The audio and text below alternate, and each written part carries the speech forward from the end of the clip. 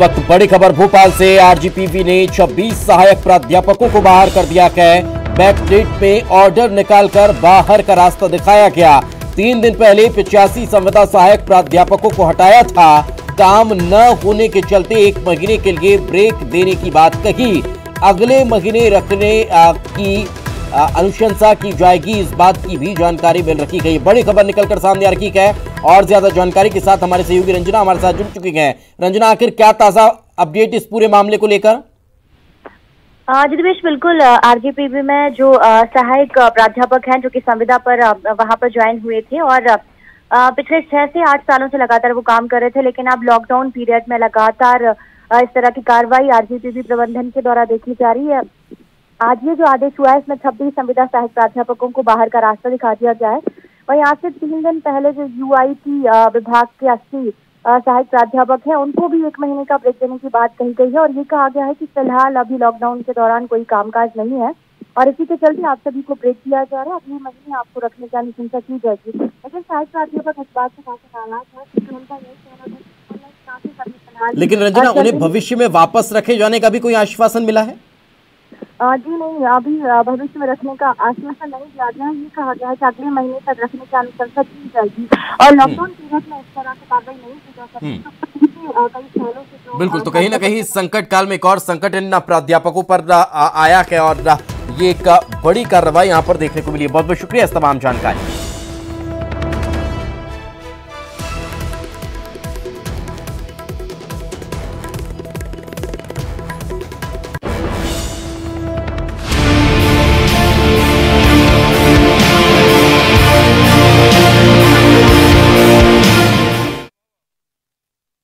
कमलनाथ सरकार में वित्त मंत्री रहे तरुण भनोट के बंगले पर ताला लगा दिया गया है। संपदा के अधिकारियों ने आकर इस बंगले को सील कर दिया है। आप देख रहे हैं ये जो सील और नोटिस यहाँ लगा है, इसमें साफ तौर पर लिख दिया गया है कि इसको सरकारी जो है धाराओं के तहत इसे सील कर दिया है, क्योंकि काफ़ी नोटिस देने के बाद भी इस बंगले को खाली नहीं किया गया है। अब इसके अंदर अगर किसी तरह का कुछ होता है नुकसान तो इसमें 14 दिन की एक लिमिट दी गई है। 14 दिन की लिमिट के अंदर ही इस बंगले को खाली करने का अल्टीमेटम दे दिया गया है। हालांकि अगर बात करें तो पूर्व मंत्री तरुण भनोट अभी अपने गृह निवास होने की बात कर रहे हैं। ये बंगला उन्हें अलॉट हुआ था। अब इस बंगले की कंडीशंस ऐसी हैं कि इसमें सामान उनका रखा हुआ है, फाइलें हैं, दफ्तर उनका यहाँ संचालित होता है। साथ में उनकी जो कार है, इस तरफ ये कार खड़ी है, उनका पूरा स्टाफ यहाँ पर मौजूद है, उनके सुरक्षा गार्ड, उनके रसोई, ये सारे लोग यहाँ पर मौजूद हैं, मगर बंगले को सील कर दिया है। अब जो बीजेपी के प्रदेश अध्यक्ष हैं विष्णुदत्त शर्मा, उन्हें इसमें आमद देनी, इसी बंगले में उन्हें आना है। ये अलॉट उन्हें हो चुका है। देखते हैं कब तक ये बंगला, अब 14 दिन तक अधिकारियों के पास रहेगा, उसके बाद इसका सामान यहाँ से शिफ्ट कर दिया जाएगा। पूर्व सांसद प्रेमचंद गुड्डू ने बीजेपी की ओर से जारी नोटिस का जवाब दिया है। प्रेमचंद गुड्डू ने प्रदेश अध्यक्ष वीडी शर्मा को भेजे नोटिस के जवाब में लिखा है कि वो बीजेपी फरवरी महीने में ही छोड़ चुके हैं। इसके साथ ही उन्होंने अपने जवाब में सिंधिया और सिलावट पर लगाए गए आरोपों पर फिर से कायम होने की बात कही है। इससे पहले बीजेपी ने प्रेमचंद गुड्डू को एक नोटिस जारी करते हुए 7 दिन में उनसे जवाब मांगा था। ये नोटिस प्रेमचंद गुड्डू की ओर से ज्योतिरादित्य सिंधिया और तुलसी सिलावट के खिलाफ की गई बयानबाजी को लेकर किया गया था। ऐसी अटकलें लगाई जा रही हैं कि हो सकता है उपचुनाव में प्रेमचंद गुड्डू एक बार फिर कांग्रेस के टिकट पर चुनाव लड़ सकते हैं। हालांकि कांग्रेस में भी इस बात का विरोध हो रहा है।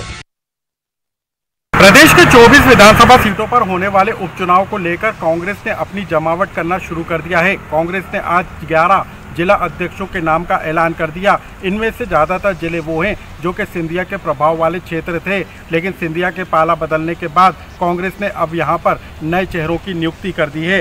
कांग्रेस ने जिन जिला अध्यक्षों की आज नियुक्ति की है उनमें श्योपुर में अतुल चौहान, ग्वालियर ग्रामीण से अशोक सिंह, विदिशा से कमल सिलकारी, सीहोर से बलबीर तोमर, रतलाम से शहर से महेंद्र कटारिया, शिवपुरी से श्री प्रकाश शर्मा, गुना शहर से मान सिंह पसरोदा, गुना ग्रामीण से हरि विजय वर्गी, होशंगाबाद से सत्येंद्र फौजदार, सिंगरौली शहर से अरविंद सिंह चंदेल, देवास ग्रामीण से अशोक पटेल को नियुक्त किया है। दरअसल सिंधिया के पाला बदलने के बाद बड़ी संख्या में कांग्रेसियों ने पाला बदलकर बीजेपी का दामन थाम लिया है। ऐसे में उपचुनाव से पहले कांग्रेस ने संगठन को मजबूती देने के लिए जिला स्तर पर अपनी इकाइयों को दोबारा गठित करने का फैसला किया है और इसी के तहत ऑल इंडिया कांग्रेस कमेटी ने इन नियुक्तियों को आज हरी झंडी दे दी। इंदौर में कोरोना पॉजिटिव मरीजों की संख्या अब 2715 हो गई है। मंगलवार रात जारी हुए कोरोना हेल्थ बुलेटिन में 78 नए पॉजिटिव मरीजों की पुष्टि हुई। वहीं 2 और मौत कोरोना संक्रमण से हुई। कोरोना से अब तक इंदौर में कुल 105 मौत हो चुकी है। लॉकडाउन के तीसरे चरण के बाद जहां कई शहर कोरोना चेन ब्रेक करने के बाद कोरोना मुक्त हो चुके हैं, वहीं इंदौर में प्रतिदिन 70 से अधिक मरीजों के मिलने का सिलसिला जारी है। दरअसल मध्य प्रदेश के हॉटस्पॉट इंदौर में प्रतिदिन कोरोना पॉजिटिव मरीज मिल रहे हैं। इतना ही नहीं, प्रतिदिन 70 से अधिक मरीजों की पुष्टि हो रही है। वहीं 50 के करीब मरीज प्रतिदिन कोरोना को मात देकर घर वापस लौट रहे हैं। आज भी 45 मरीज कोरोना को मात देकर हॉस्पिटल से डिस्चार्ज होंगे। इंदौर में कोरोना पॉजिटिव मरीजों का रिकवरी रेट भी बेहतर दर्ज किया गया है। लेकिन लॉकडाउन के 3 चरण खत्म हो जाने के बाद भी मरीजों का मिलने का सिलसिला आखिर थम क्यों नहीं रहा है, यह बेहद चिंता का विषय बना हुआ है। यह बात भी सामने आई है कि आखिर आम जनता लॉकडाउन का सख्ती से पालन नहीं कर रही है। यही वजह है कि नए इलाकों में एक ही परिवार के कई सदस्य कोरोना पॉजिटिव पाए जा रहे हैं। निरंतर मिल रहे मरीजों की वजह से ही आर्थिक राजधानी में आर्थिक गतिविधियां शुरू नहीं हो पा रही हैं। कोरोना संक्रमण से एकमात्र बचाव खुद को सुरक्षित रखना है और कोरोना चेन ब्रेक करना है। कोरोना चेन ब्रेक के लिए प्रयास लॉकडाउन के प्रथम चरण से जारी है। बावजूद इसके इंदौर में लॉकडाउन के चौथे चरण में बीते कुछ दिनों में 70 से अधिक मरीजों के मिलने का सिलसिला जारी है। इससे यह साबित होता है कि इंदौर में अभी कोरोना की चेन ब्रेक नहीं हुई है। हालांकि इसके लिए पुलिस, जिला प्रशासन के साथ साथ आम जनता बेहद जिम्मेदार है। उज्जैन में एक बार फिर कोरोना का कहर देखने को मिला है। बीती रात जो मेडिकल बुलेटिन जारी हुआ उसमें करीब 58 नए मरीज संक्रमित मिले हैं, जिसके बाद उज्जैन में संक्रमित मरीजों का आंकड़ा 420 तक पहुंच गया। वहीं मौत का आंकड़ा भी बढ़ा है। 2 मरीजों की मौत के बाद सामने आने के बाद जो मौत का आंकड़ा है वो 50 तक पहुंच चुका है। फिलहाल अगर बात करें नए संक्रमित एरियो की, तो उज्जैन में 2 बड़े संक्रमित एरिया दिखाई दे रहे हैं, जिसमें बेगमपुरा और मालीपुरा 2 बड़े ऐसे संक्रमित क्षेत्र हैं जहां पर ये बड़े क्षेत्र दिखाई दिए हैं, जिसमें 20 से अधिक ऐसे संक्रमित मरीज मिले हैं। फिलहाल स्वास्थ्य विभाग की ओर से यही बताया गया है कि जो मरीज मिले हैं उनमें से एक उज्जैन विधायक, बीजेपी के विधायक हैं, उनके भाई भी हैं, जिन्हें इंदौर के अबिंदो अस्पताल में भर्ती कराया गया है। स्वास्थ्य विभाग का साफ तौर पर कहना है कि जो बढ़ा हुआ आंकड़ा है ये इसीलिए दिखाई दे रहा है क्योंकि लगातार मेडिकल स्वास्थ्य विभाग सर्वे कर रहा है और इसीलिए जो बड़ा आंकड़ा साफ तौर पर सामने आ रहा है। खंडवा में एक बार फिर से आज कोरोना का जिन बाहर निकला है। आज आई रिपोर्ट में कोरोना के 22 नए पॉजिटिव मरीज मिले हैं। इन 22 मरीजों के साथ ही खंडवा में अब कोरोना के पॉजिटिव मरीजों की संख्या बढ़कर 208 हो गई है। पिछले एक सप्ताह की अगर बात करें तो एक सप्ताह में कोरोना की जो संक्रमित मरीजों की संख्या जो है वो शतक लगा चुका है। लगातार जाहिर सी बात है कि पिछले 1 महीने में जो आंकड़ा था उसका 3 गुना आंकड़ा ये पिछले एक सप्ताह में यह आंकड़ा को पार कर चुका है। कहीं न कहीं इस संक्रमण को रोकने में जो जिला प्रशासन नाकाम साबित हुआ था, लिहाजा देर रात उनका तबादला कर दिया गया है।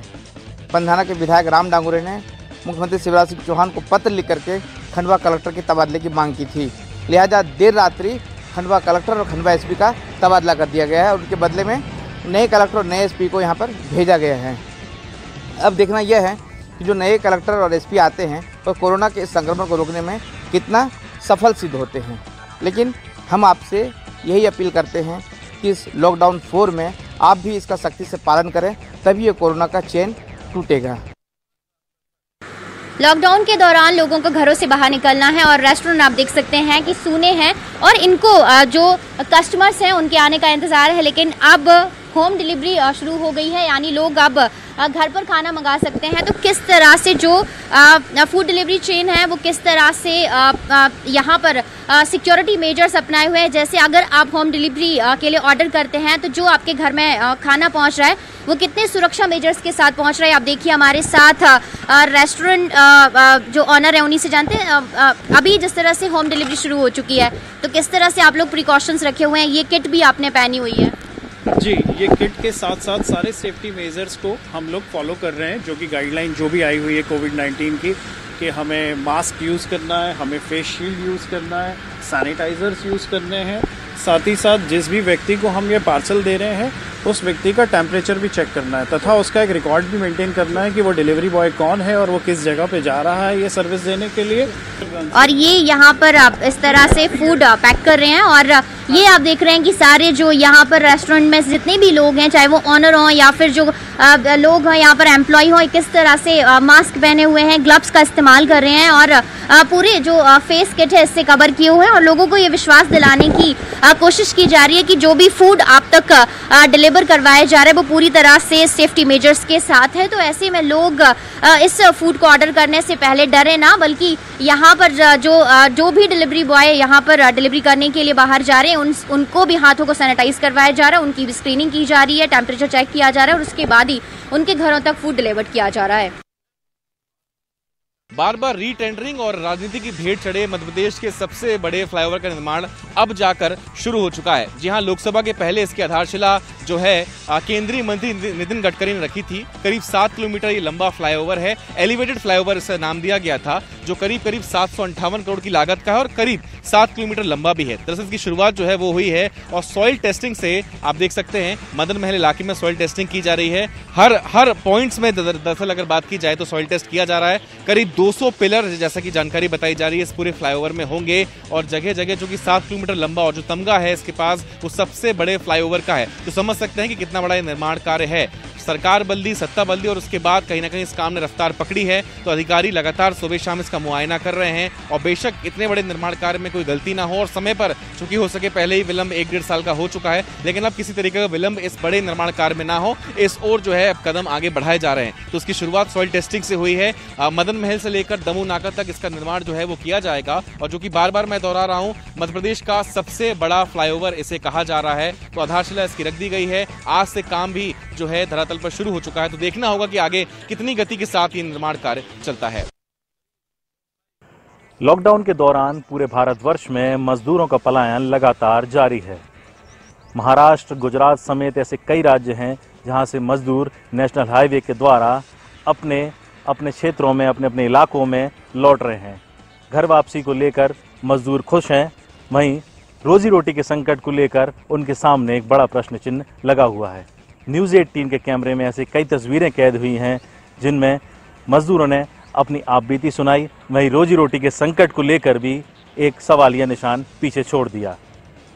रतलाम में आइसक्रीम की दुकान चलाकर अपना और अपने परिवार का पेट पालने वाले राजेश से जब न्यूज़ 18 ने चर्चा की तो राजेश ने बताया कि वो कैसे और किन हालातों में अपनी और अपने गर्भवती पत्नी और 4 साल की बच्ची के साथ में रतलाम से 800 किलोमीटर का सफ़र तय करते हुए उत्तर प्रदेश के जालौन जा रहा है। मजदूर की इस कहानी को सुनकर कहीं ना कहीं ये सवाल भी देखने को मिला कि अब आखिरकार इन मजदूरों के सामने रोजी रोटी को लेकर क्या व्यवस्था की जाएगी। मजदूरों के सामने चिंता कम होती नज़र नहीं आ रही है। पहले लंबी लंबी कतारें अपने घर और अपने प्रदेश आने के लिए लग रही थी। अब चिंता मजदूरों को ये सता रही है कि अब घर तो आ चुके हैं लेकिन खाएंगे क्या। जी हाँ, ये सही बात है। ऐसे ही कुछ गाँव का हमने दौरा किया जिसमें एक ग्राम जवानिया भी है, जहाँ पर 50 मजदूर अपने गाँव वापस लौटे हैं सप्ताह भर पहले। अब अपने गाँव तो आ चुके हैं, जो उनके पास पैसा था वो अपने गांव आने के लिए खर्च कर दिया। अब लेकिन उन्हें चिंता सता रही है कि परिवार कैसे चलाएं, क्या खाएं। वहीं जो अधिकारी हैं उनका कहना है कि इन मज़दूरों के लिए मजदूरी जल्द से जल्द मुहैया कराई जाएगी। वो किसी भी योजना हो, प्रधानमंत्री आवास योजना हो या अन्य योजनाएं, उनमें इन मज़दूरों को ज़्यादा से ज़्यादा काम मिले ताकि इनको मजदूरी मिले और ये अपने परिवार का पालन पोषण कर सकें। अब देखना ये होगा कि इन मजदूरों की समस्याएं कब तक दूर होती हैं। किसानों में खुशी की लहर है। बीते कई दिनों से किसान इस उम्मीद में थे कि उनके जो धान बचे हुए हैं उनकी खरीदी होगी, पर किसी तरह का वो निर्णय नहीं लिया जा रहा था, जिसके चलते जो किसान मायूस हो गए थे। और अभी जो खेती किसानी का जो समय है वो शुरू होने वाला है। कुछ दिनों बाद जो है खेती का कार्य चालू हो जाएगा। ऐसे में किसानों का धान नहीं बिका था, वो खासे परेशान थे। और जो चौकाधारी किसान है उनके जो है धान खरीदी का निर्णय सरकार के द्वारा लिया गया है, जिससे किसान में जो है वो उन्होंने सरकार के प्रति जो है आभार जताया है कि आखिरी समय में सही कम से कम किसानों ने उनके बचे जो धान है वो लिए, क्योंकि धान जो है कई किसानों के धान जो अभी भी खरीदी केंद्रों पे रखे हुए हैं। कुछ किसान जो है अपने धानों को घर ले गए थे, तो कुछ किसी न किसी तरह से किसानों की जो परेशानी है उसे कम करने का प्रयास जो सरकार के द्वारा किया गया है। जिन किसानों को टोकन जारी किए गए उन किसानों के धान जो है खरीदी आज से शुरू हो गई है। 20, 21 और 22 मई के लिए जो है टोकन जारी कर दिए गए हैं। ऐसे में वो किसान लाभान्वित हो गए जिनके जो धान की खरीदी नहीं हो सकी थी, उनको टोकन जारी हुआ था। ऐसे किसान जो है अपना धान बेच सकेंगे और जो खरीदी है वो आज से वो प्रारंभ हो गई है। आप देख सकते हैं कि कई खरीदी केंद्रों में जो किसान जो है आपके धान लेकर पहुंचने लगे हैं। तो कहीं ना कहीं सरकार के इस निर्णय से किसानों को राहत मिली है और किसानों ने सरकार का धन्यवाद दिया है। रायपुर के शास्त्री मार्केट में आज सब्जी व्यापारियों ने जमकर हंगामा किया। शास्त्री मार्केट को लॉकडाउन के बाद से ही बंद कर दिया गया है, सील तोड़ दिया गया है। लेकिन जिस तरह से लॉकडाउन में कुछ रियायतें मिल रही थी, तो यहां पर सब्जी व्यापारियों की मांग थी कि इस मार्केट को भी खोला जाए, लेकिन ये इनकी मांगे नहीं सुनी गई और मार्केट को जबरदस्ती तोड़ करके, सील तोड़ करके जो सब्जी विक्रेता थे वो भीतर पहुंच गए और सब्जी बेचना उन्होंने शुरू कर दिया। उसके बाद नगर निगम की टीम आई, उन्होंने कुछ व्यापारियों को हटाया और जिस तरह से ये देखा गया कि व्यापारियों में काफी आक्रोश था। लॉकडाउन के दौरान ये देखा गया कि काफी रियायतें मिली है लॉकडाउन 4 में, लेकिन शास्त्री मार्केट को नहीं खोला गया है। और जिस तरह से ये लॉकडाउन के दौरान इसलिए बंद किया गया था क्योंकि यहाँ पर सोशल डिस्टेंसिंग का पालन नहीं किया जा रहा था। ऐसे में अब क्योंकि बहुत सारी रियायतें मिल गई हैं, तब शास्त्री मार्केट को खोलने की भी मांग पुरजोर तरीके से उठ रही है और व्यापारी यही चाहते हैं कि जब बाकी जगह रियायतें दी गई हैं तो फिर शास्त्री बाजार क्यों नहीं खोला गया। छत्तीसगढ़ में रोज बढ़ते कोरोना के मामले ने जिम्मेदारों के माथों पे चिंता की लकीरें बढ़ा दी है कि आखिरकार समय रहते इन संक्रमण को कैसे रोका जाएगा और कैसे छत्तीसगढ़ को कोरोना मुक्त राज्य बनाया जाएगा। क्योंकि जिस तेजी से कोरोना छत्तीसगढ़ में फैल रहा है, बताने के लिए काफ़ी है कि अभी भी 1 लाख के करीब मजदूरों का छत्तीसगढ़ आना शेष है, तो वहीं अन्य राज्यों को जाने वाले भी हजारों की संख्या में मजदूर आज भी सड़कों पे मौजूद है। ऐसे में जब बागनदी के पास एक सरकारी वाहन चालक को कोरोना पॉजिटिव आने के बाद अब सबसे बड़ा सवाल यह है कि कॉन्टैक्ट हिस्ट्री कैसे खंगाली जाए और कैसे उन तमाम लोगों को आइडेंटिफाई करके उनका जांच किया जाए जो कहीं ना कहीं उसके संपर्क में थे। बहरहाल लगातार बढ़ते मामले ने चिंता बढ़ा दी है छत्तीसगढ़ की, क्योंकि शनिवार तक सब कुछ बेहतर माना जा रहा था। कहा जा रहा था कि छत्तीसगढ़ भले ही 7 राज्यों की सीमाओं से जुड़ा हो मगर मामले नियंत्रण में है, लेकिन जिस तरह तेजी से रविवार के बाद आंकड़े बढ़े हैं, बताने के लिए काफ़ी है कि आने वाले समय में स्थिति गंभीर बन सकती है। बहरहाल तमाम जिम्मेदार और तमाम इंतजाम इस कोशिश में लगे हैं कि कैसे भी करके छत्तीसगढ़ में इस संक्रमण को फैलने से रोका जा सके। हम भी यही उम्मीद करते हैं कि छत्तीसगढ़ में आंकड़े भयावह ना हो, समय रहते इस पे काबू पाया जा सके। कोरोना का संक्रमण बस्तर में न फैले उसकी रोकथाम के लिए काफ़ी पुख्ता इंतजाम जो है जिला प्रशासन, पुलिस विभाग, राजस्व विभाग की टीम और स्वास्थ्य महकमे की टीम जो है वो लगातार कर रही है। जितने भी बस्तर इलाके की सीमाएं हैं जो अंतर्राज्यीय सीमाओं को जोड़ती हैं, वहाँ पर कड़ी निगरानी जो है की जा रही है। राजस्व विभाग की टीम पूरे 24 घंटे इसके लिए मॉनिटरिंग करने के लिए जो 2 सदस्य हैं राजस्व विभाग के, वो तैनात किए गए हैं सीमाओं पर। और इसके अलावा स्वास्थ्य विभाग की टीम के भी कुछ लोग वहाँ पर तैनात होते हैं। जब कभी ऐसी स्थिति होती है कि वहाँ से कोई बड़ी मजदूर का ट्रक जो है वो यहाँ पर आ रहा हो या बड़ी संख्या में लोग आ रहे हों, तो उन्हें इन्हीं बैरियरों के जरिए यहाँ पर रोका जाता है। जो राहत शिविर बनाए गए हैं, कैंप बनाए गए हैं स्थायी तौर पर, वहाँ पर उन्हें रोका जाता है, उनकी पूरी जानकारी, हिस्ट्री ली जाती है। और ऐसा लगता है कि कोई मरीज सस्पेक्टेड हो सकता है या रेड जोन से आ रहा है तो कुछ अलग से अलर्ट रखना चाहिए, स्वास्थ्य विभाग को सूचित करना चाहिए। तो जो राजस्व विभाग की टीम लगातार मॉनिटरिंग कर रही है, वो पुलिस विभाग और इसके अलावा स्वास्थ्य विभाग की टीम को इसके लिए खबर भी देती है। और उसके बाद तत्काल स्वास्थ्य महकमे की टीम पहुंच करके जो लोग हैं उन्हें या तो फिर क्वारंटाइन किया जाता है, होम आइसोलेट किया जाता है। ये तमाम तरह की व्यवस्था जो है जगदलपुर आने वाले लोगों के लिए की जा रही है। इसके अलावा एक मॉनिटरिंग ये भी की जा रही है कि उड़ीसा, तेलंगाना, महाराष्ट्र, ऐसे तमाम जगहों से जो है लोग यहाँ से पहुँच रहे हैं और जगदलपुर होते हुए अपने अपने दूसरे राज्यों के लिए जा रहे हैं, तो उनकी भी मॉनिटरिंग और उनका पूरा रिकॉर्ड जो है वो सीमा के पास चेक किया जा रहा है। ये अगर हम बात करें जगदलपुर से उड़ीसा का मार्ग हो, जगदलपुर से अगर राजधानी जाने वाला रायपुर का मार्ग हो, इसके अलावा जगदलपुर से जो दूसरे प्रांतों को जोड़ती हैं सीमाएं, चाहे फिर वो महाराष्ट्र हो, झारखंड हो, बिहार हो या फिर इसके अलावा अगर बात करें तेलंगाना और आंध्र प्रदेश हो, ऐसी तमाम जगहों पर प्रशासन के द्वारा ऐसे ही बैरियर लगाए गए हैं जहां पर हर आने जाने वालों की कड़ी चौकसी और निगरानी की जा रही है, उनका पूरा रिकॉर्ड मेंटेन किया जा रहा है। और बस्तर में शायद यही वजह है कि जिस तरह की निगरानी पिछले 9 तारीख से हो रही है, उसका ही परिणाम है कि बस्तर में अब तक ऐसे कोई भी परिणाम जो है नहीं आए हैं कोरोना के, और यही वजह है कि बस्तर आज भी सुरक्षित है। अम्फान तूफान का असर छत्तीसगढ़ पर पड़ता नजर नहीं आ रहा है। मौसम वैज्ञानिकों का साफ तौर से कहना है कि छत्तीसगढ़ पर किसी प्रकार का कोई भी अम्फान तूफान का असर नहीं पड़ेगा, क्योंकि जिस तरह से मौसम यहां पर बन रहा है बंगाल की खाड़ी में, उसको देखते हुए मौसम वैज्ञानिकों का साफ तौर से कहना है कि इसका असर छत्तीसगढ़ के कहीं किसी भी इलाके में नहीं पड़ेगा, लेकिन कुछ एक आध जगहों पर हल्की बारिश होने की संभावना जरूर बताई है। वो भी मौसम अम्फान के चलते नहीं, और एक दूसरा यहाँ पर जो सिस्टम बन रहा है उसके सिस्टम के तहत यहाँ पर जो हल्की बारिश एक आध दो जगह पर हो सकती है, वो भी बारिश बस्तर डिवीजन के एक आध दो जगह पर होगी, ये मौसम वैज्ञानिकों ने अनुमान जताया है। लेकिन जिस तरह से अम्फान तूफान को लेकर जो लगातार जो चीजें बनी हुई थी, उसको देखते हुए यहाँ पर किसी प्रकार का अम्फान तूफान को लेकर किसी प्रकार का कोई डर यहाँ पर नहीं है।